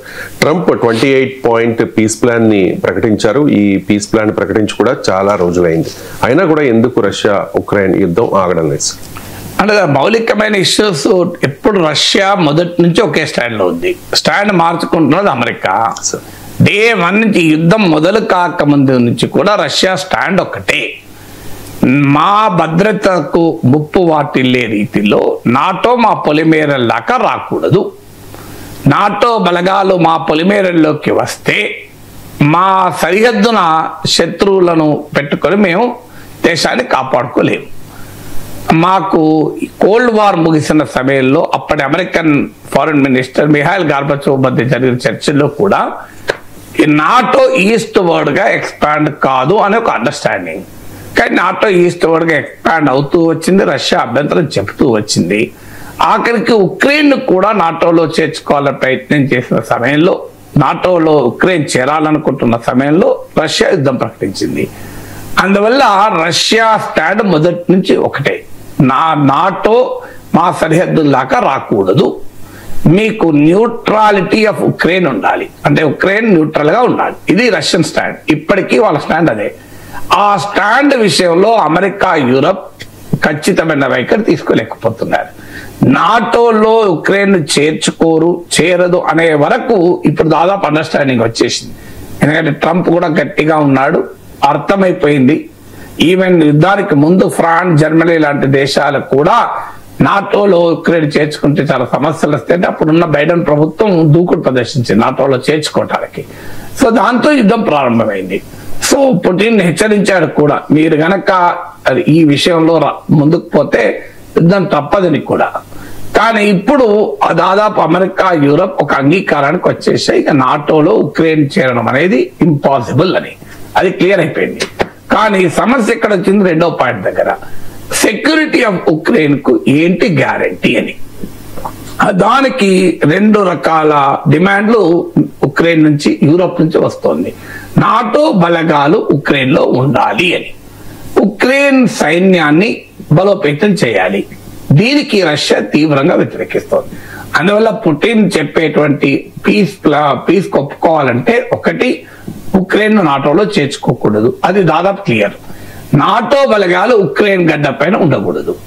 దీనికి సమస్యగా ఉంది. అమెరికా కాస్త మా బలగాలు ఉండవు అంటున్నా కూడా యూరోపియన్ ఫోర్సెస్ అన్న ఉండాలి, ఈవెన్ అమెరికన్ ఫోర్సెస్ ఏ ఉండాలి అనేది ఉక్రెయిన్ డిమాండ్. యూరోప్ డిమాండ్ కూడా అదే, లేకపోతే రష్యా ఇవాళ కాకపోతే రేపైనా అటాక్ చేస్తుంది. మూడవది, ఉక్రెయిన్ ఆర్మీని లిమిట్ చేయాలన్నది రష్యా వాదన. లేకపోతే ఉక్రెయిన్ ను నాటో బలోపేతం చేస్తూ ఉంటుంది మిలిటరీగా, ఆ తర్వాత మాపై యుద్ధం చేస్తుంది. అంటే రష్యా మొదటి నుంచి చెప్తున్నది ఏంటంటే, మాకు ఉక్రెయిన్ తో కాదు యుద్ధం జరుగుతున్నది, యాక్చువల్ గా మేము యుద్ధం చేస్తున్నాం నాటోతో అని. ఎందుకంటే ఉక్రెయిన్ ఫైర్ చేసే వెపన్స్ లో అత్యధిక నాటో సప్లైడ్ వెపన్సే. ఉక్రెయిన్ యూజ్ చేస్తున్న ఇంటెలిజెన్స్ నాటో ఇంటెలిజెన్సే. అందువల్ల రియల్ గా వార్ జరుగుతున్నది రష్యా ఉక్రెయిన్ల మధ్య కాదు, ఉక్రెయిన్ వెనకాల అమెరికా, యూరోప్ ఉండి యుద్ధం జరిపిస్తున్నాయి. సో పుటిన్ వాదన ఏంటి? మీరు యుక్రెయిన్ ఆర్మీని తగ్గించాలి, లేకపోతే భవిష్యత్తులో ఈ పీస్ టైం ఉపయోగించుకొని ఉక్రెయిన్ మళ్ళీ బలమైన మిలిటరీ శక్తిగా తీర్చిదిద్ది అమెరికా, యూరోప్ లో రష్యాతో నేరుగా తలపడకుండా ఉక్రెయిన్ భుజాలపైన తుపాకీ పెట్టి మాపై కాలుస్తారు, అంటే ఒక ప్రాక్సీ వార్ జరుపుతారు. అందువల్ల ఉక్రెయిన్ మిలిటరీని తగ్గించాలి అనేది వారి మూడో వాదన. దానికి ఈ సెకండ్ అండ్ థర్డ్ దగ్గర యూరోప్ చాలా గట్టిగా ఉంది. ఎట్టి పరిస్థితుల్లో ఉక్రెయిన్ సెక్యూరిటీ గ్యారంటీ ఉండాల్సిందే, ఉక్రెయిన్ ఆర్మీని లిమిట్ చేయకూడదు అని. అక్కడ అమెరికా కాస్త అటు ఇటు ఉన్న యూరోప్ గట్టిగా ఉంది, ఉక్రెయిన్ గట్టిగా ఉంది. ఇక నాలుగవది, యుక్రెయిన్ భూభాగాల్ని ఈ యుద్ధ సమయంలో రష్యా 20% వరకు ఆక్రమించేసింది. అవన్నీ రష్యన్ స్పీకింగ్ పీపుల్ ఉన్న ప్రాంతాలు. ఉక్రెయిన్ లో ఒకవైపు ఏమో రష్యన్ స్పీకింగ్ పాపులేషన్ ఉంటుంది, ఇంకోవైపు ఏమో ఉక్రెయినియన్ స్పీకింగ్ పాపులేషన్ ఉంటుంది. రష్యా బార్డర్ లో రష్యన్ స్పీకింగ్ పాపులేషన్ ఎక్కువ. అందువల్ల ఆ రష్యాతో వాళ్ళకున్న కల్చరల్, సోషల్ రిలేషన్స్ కూడా ఉన్నాయి. సో అందువల్ల ఆ భూభాగాలను మేము ఖాళీ చేసే ప్రసక్తే లేదు అని పుటిన్ చెప్తున్నాడు. అవి వదిలేయడిగా మాకే అని. అవి వదులుకోవటానికి ఉక్రెయిన్ సిద్ధంగా లేదు, యూరోప్ సిద్ధంగా లేదు. ఎంతో కొంత రాజీ పడండి అని అమెరికా చెప్తుంది, ట్రంప్ చెప్తుంది, కొన్ని వదిలేయండి, కొన్ని ఉంచుకోండి, కొన్ని రష్యాను వదిలేవద్దామని. ఆ రష్యా కొన్ని వదిలేయడానికి రెడీగా లేదు. అన్ని వదిలేయాలి అంటే అసలే మీకు క్వశ్చనే లేదు. అందువల్ల ఆ టెరిటరీస్ విషయంలో ఇంకా తెలియలేదు. అందువల్ల ఈ 4 ఫండమెంటల్ ఇష్యూస్ పైన తేలకుండా మీకు 28 పాయింట్ కాదు, 48 పాయింట్ పీస్ ప్లాన్ కూడా సక్సెస్ కాదు. సో అందుకే పుట్టిన ఏమంటే this can only be the basis తప్ప ఆ ఫండమెంటల్ పొజిషన్స్ మేము మారే క్వశ్చన్ లేదని. ఎందుకు రష్యా మారదు? దానికి కూడా రీజన్స్ ఉన్నాయి. ఒకటి, బ్యాటిల్ ఫీల్డ్ లో రష్యా క్లియర్ సుపీరియారిటీ ఎస్టాబ్లిష్ చేసింది. యుద్ధ భూమిలో ఆధిక్యతలో ఉండి అప్పర్ హ్యాండ్ లో ఉన్న దేశం ఎందుకు రాజీ పడుతుంది? రెండు, స్ట్రాటజిక్ గా కూడా రష్యాకు అనుకూలంగా వాతావరణం మారింది ట్రంప్ రావడంతో. అంతకుముందు అమెరికా, యూరోప్ బలంగా ఏకంగా ఐక్యంగా ఉక్రెయిన్ సపోర్ట్ చేస్తే ఇప్పుడు ట్రాన్స్ అట్లాంటిక్ అలియన్స్ అంటారు. ఆ యుఎస్ యూరోప్ అలియన్స్ లో డివిజన్ వచ్చింది. మీకు ట్రంప్ గతంలో లాగా ఉక్రెయిన్ విషయంలో గట్టిగా రష్యాను వ్యతిరేకించే వైఖరి తీసుకోవడం లేదు. అందువల్ల స్ట్రాటజిక్ అడ్వాంటేజ్ కూడా వచ్చింది. థర్డ్, ప్రపంచం కూడా ఉక్రెయిన్ ఇష్యూని పట్టించుకోవడం మానేసింది. ఇక మా వెస్ట్ ఆశించినట్లు రష్యా ఏమీ ఐసోలేట్ కాలేదు. సో అందువల్ల రష్యన్ ఎకానమీ కొలాప్స్ కాలేదు. సో అందువల్ల అడ్వాంటేజ్ పొజిషన్ లో ఉన్నప్పటి ఎందుకు వెనక్కి దిగుతాడు? అది వెనక్కి దిగకుండా ఉక్రెయిన్ ఎలా మేము శాంతికి ఒప్పుకోవాలని యూరోప్ వాదన. అందువల్ల ఫండమెంటల్ ఇష్యూస్ సాల్వ్ కానంత కాలం ట్రంప్ ఈ 28 కాదు 58 పాయింట్లు పెట్టినా ముందుకు వచ్చే అవకాశమే లేదు.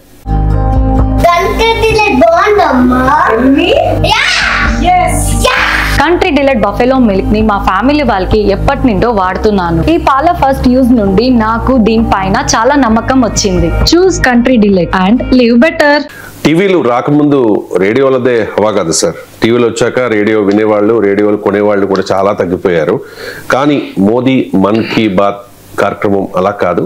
October 3rd, 2014 first episode sir రేడియోలో, ఆల్ ఇండియా రేడియోలో మోదీది ఫస్ట్ ఎపిసోడ్ మన్ కీ బాత్ కార్యక్రమం. నిన్న November 30th 128th ఎపిసోడ్.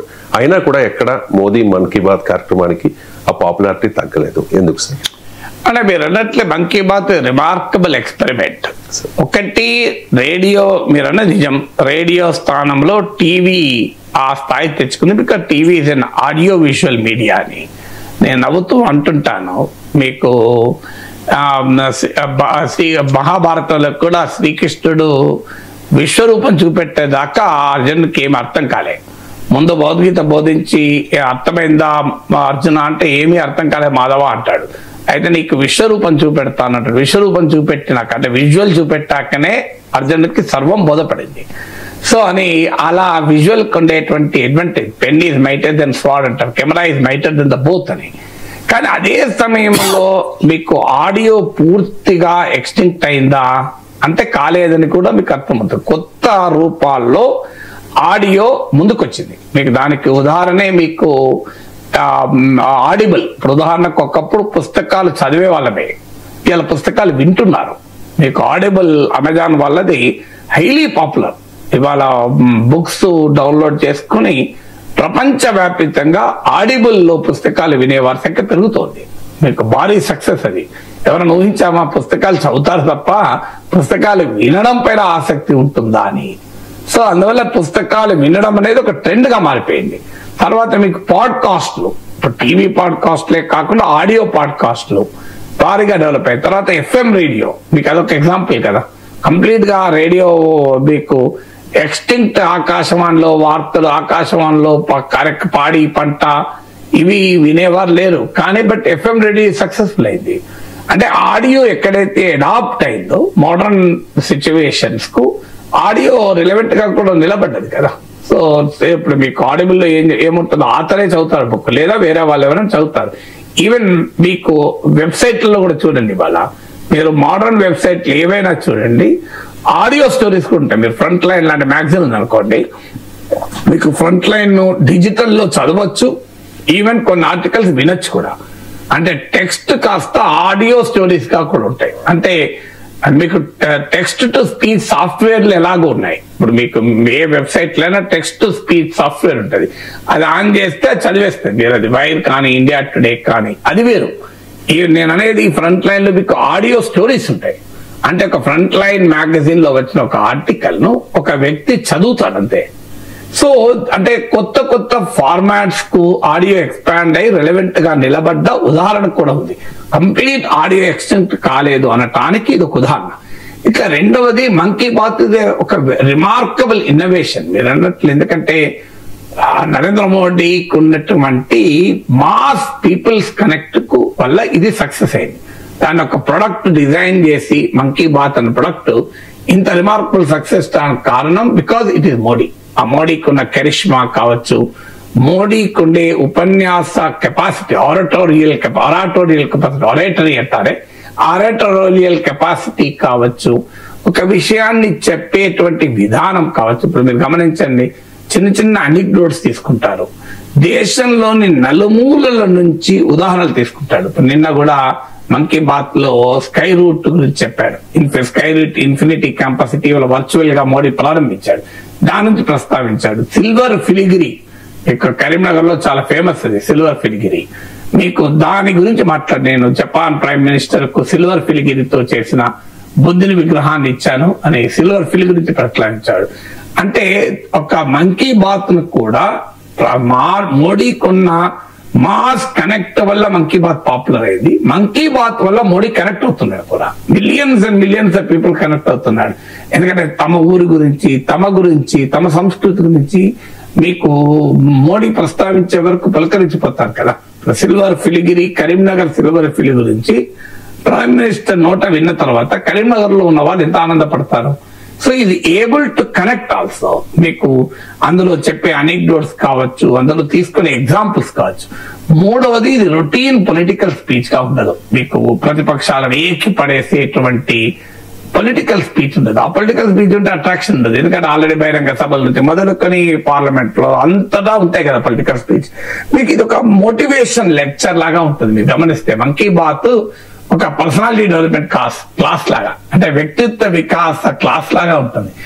మీరు ఆస్పిరేషనల్ ఇండియా ఎమర్జ్ అయ్యాక ఈ పర్సనాలిటీ డెవలప్మెంట్ మోటివేషన్ అనేది ఒక పెద్ద ఫీల్డ్ గా ఎమర్జ్ అయింది. భారీగా సక్సెస్ అవుతోంది. నేను కూడా ఇప్పటికి ఒక 150 వీడియోస్ ఉంటాయి నేను నా యూట్యూబ్ లో పర్సనాలిటీ డెవలప్మెంట్ మీద మాట్లాడి, అవన్నీ తీసి ఈ మధ్య ప్రొఫెసర్ నాగేశ్వర్ ఇన్స్పైర్స్ అని సెపరేట్ యూట్యూబ్ ఛానల్ గా పెట్టాను. అంటే ఆ పాత వీడియోలు ఇక్కడ పోస్ట్ చేస్తే నాకు ఆశ్చర్యం వేస్తుంది. లాస్ట్ 13 days లో 12,000 గంటలు చూశారు ప్రజలు. అంటే అంత హిట్ అయింది. అంటే దట్ షోస్ ద మార్కెట్. మీకు దీని మీద అనేక రకాల పుస్తకాలు వచ్చాయి. మీకు రకరకాల పుస్తకాలు, టిప్పింగ్ పాయింట్ అని, అటమిక్ హ్యాబిట్స్ అని, అవుట్లయర్స్ అని, ఇలా రకరకాల పుస్తకాలు, మీకు హిడెన్ పొటెన్షియల్ అని, మీకు fixed growth versus mind set మీద, fixed mind set versus growth mind set అని, ఇలా రకరకాల పుస్తకాలు. మీకు 7 habits of the most highly successful people అని, ఇలా this has become a very big activity motivation. ఎందుకంటే ప్రజలు ఆస్పిరేషనల్ అవుతున్నారు. ఆస్పిరేషనల్ ప్రజలకు ఇన్స్పిరేషన్, మోటివేషన్ అనేది కీలకం. మీకు మోడీ చేసే ఉపన్యాసాల్లో ఆ ప్రత్యేకత కూడా కనబడతాయి. మీకు ఆ ఇన్స్పైరింగ్ స్టోరీస్ ఆయన తీసుకొని వాటిని చెప్పడం ద్వారా ప్రజలు ఇన్స్పైర్ చేస్తున్నారు. మొన్న కూడా జెన్జీ గురించి మాట్లాడేటప్పుడు చెప్పాను, నిరంతరం నెగిటివ్ మైండ్ సెట్ ప్రజలు అక్సెప్ట్ చేయడం లేదు. దేశం గొడ్డు పోయింది, దేశంలో ఏం జరగలేదు, అంత అన్యాయమే, నిరుద్యోగము, ఆకలి, పేదరికము, కష్టాలు, ఇవన్నీ పీపుల్ ఆర్ నాట్ యాక్సెప్టింగ్. ఆ రోజులు పోయాయి. ఎందుకంటే మా జీవితంలో ఉన్న కష్టాలు మాకు సరిపోవు, నువ్వు చెప్పడం ఎందుకు అని. సో అప్వర్డ్ మొబిలిటీ ఉంటుంది ప్రజల్లో. అవకాశాలు కూడా కనబడుతున్నాయి. ఒకప్పుడు లేవి అవకాశాలు. ఒక పేద కుటుంబంలో పుట్టి, లోయర్ మిడిల్ క్లాస్ లో పుట్టి బాగా చదువుకున్నాం అనుకోండి, యూ కెన్ డూ వండర్స్. మీకు 100 కోట్ల అధిపతులు కాగలుగుతున్నారు. ఈ అవకాశం ఇదివరకు లేదు. ఎకానమీ ఇప్పుడు అవకాశం ఇచ్చింది. Globalise economy, liberalise economy, knowledge economy. So దాంతో ప్రజల్లో ఒక అప్వర్డ్ మొబిలిటీ. నేను అలాగే ఉండాలని కోరుకోవడం లేదు, నేను నెక్స్ట్ ఏం కావాలని కోరుకుంటున్నాను. ఆ సెక్షన్ కాస్త మోడీ అట్రాక్ట్ చేస్తున్నాడు. యంగ్ ఓటర్ తో కనెక్ట్ అయ్యటానికి, జెన్జీతో కనెక్ట్ అయ్యటానికి ఒక ఇన్స్పైరింగ్ గా ఉంటుంది. మీకు మన్ కీ బాత్ వినండి, చాలా ఇన్స్పిరేషనల్ గా ఉంటుంది. సో అందువల్ల ఆ మోడల్, ఆ కంటెంట్ సెలెక్షన్ కావచ్చు, మోడీ మాడ్యులేషన్ కావచ్చు, మీకు అందులో తీసుకునేటువంటి ఎగ్జాంపుల్స్ కావచ్చు, it's a completely new package product. అది అంత ఇన్నోవేషన్ ప్రొడక్ట్ ఉంది. మీకు పైకి కనబడుతుంది, మన్ కీ బాత్ పైకి కనబడుతుంది, కానీ I'm sure there is a lot of research it. చాలా పరిశోధన జరిపి ఏ ఫార్మాట్ లో ఎలా చెప్పితే జనం వింటారో చూస్తారో అని ఒక చాలా ఇన్డెప్త్ రీసెర్చ్ చేసి ఆ మన్ కీ బాత్ ను ఎవాల్వ్ చేసి ఉంటారు. అందుకే that has become a remarkable success. కాదు, దానికి కౌంటర్ కూడా లేదు. మీరు గమనించండి, దానికి ఇంకెవరైనా ప్రతిపక్షంలో ఉన్న వాళ్ళు కానీ, ముఖ్యమంత్రులు కానీ మన్ కీ బాత్ తరహాలో ఒక ప్రొడక్ట్ చూపెట్టగలిగారా? అందువల్ల అనేక ఫ్యాక్టర్స్ ఉన్నాయి మన్ కీ బాత్ ఈ స్థాయిలో పాపులర్ కావడానికి.